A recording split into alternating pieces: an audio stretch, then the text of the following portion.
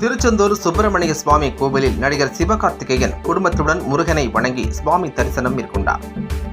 முருகனின் அறுபடை வீடுகளில் இரண்டாம் படை வீடாக திருச்செந்தூர் சுப்பிரமணிய சுவாமி கோவில் விளங்கி வருகிறது. இந்த கோவிலுக்கு இன்று நடிகர் சிவகார்த்திகேயன் தனது குடும்பத்தினருடன் சுவாமி தரிசனம் செய்ய வருகை தந்தார். கோவிலுக்குள் சென்ற அவர் முருகன், வள்ளி, தெய்வானை, சண்முகர், சத்ரு சம்ஹாரமூர்த்தி, பெருமாள், தட்சிணாமூர்த்தி உட்பட அனைத்து சன்னதியில் சுவாமி தரிசனம் செய்தார். வெளியே வந்த அவருடன் அங்கு நின்று கொண்டிருந்த பக்தர்கள் மற்றும் பொதுமக்கள் புகைப்படம் எடுக்கவும் செல்ஃபி எடுக்கவும் ஆர்வம் காட்டினர். அதனால் அந்த பகுதியில் தள்ளுமுள்ளு ஏற்பட்டது. தொடர்ந்து செய்தியாளர்களிடம் நடிகர் சிவகார்த்திகேயன் பேசுகையில், நான் சினிமாவில் வந்து இன்றோடு 14 ஆண்டுகள் நிறைவு பெற்றுள்ளது. அதற்காக முருகனை தரிசிக்க வருகை தந்துள்ளேன்.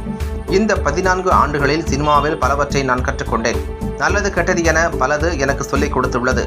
இந்த சினிமா மேலும் உங்களின் ஆதரவும் எனக்கு இந்த சினிமாவில் மிகப்பெரிய ஊக்கமாக இருந்துள்ளது. தொடர்ந்து படம் நடித்துக் கொண்டிருக்கிறேன். அடுத்த படத்திற்கு ஒப்பந்தமாகி உள்ளேன். அது குறித்த அதிகாரப்பூர்வ அறிவிப்பு விரைவில் வெளியாகும் என தெரிவித்தார். எல்லாருக்கும் முதல்ல 14 ஆண்டுகள் நிறைவுன்றது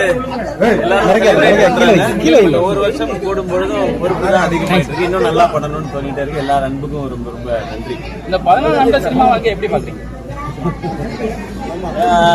நிறைய கொடுத்துருக்கு.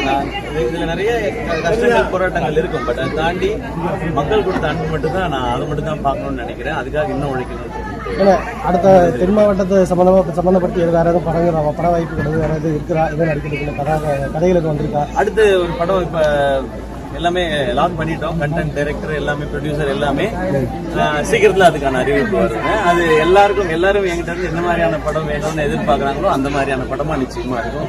எல்லாருக்கும் பிடிக்கிற மாதிரி, குழந்தைங்கள இருந்து பெரிய மாதிரி ரசிக்கிற மாதிரி படமா நிச்சயமா இருக்கும். விஜய் படம் ஜனநாயகன் படம் வந்து ரிலீஸ் ஆகல, சீக்கிரம் வரும்.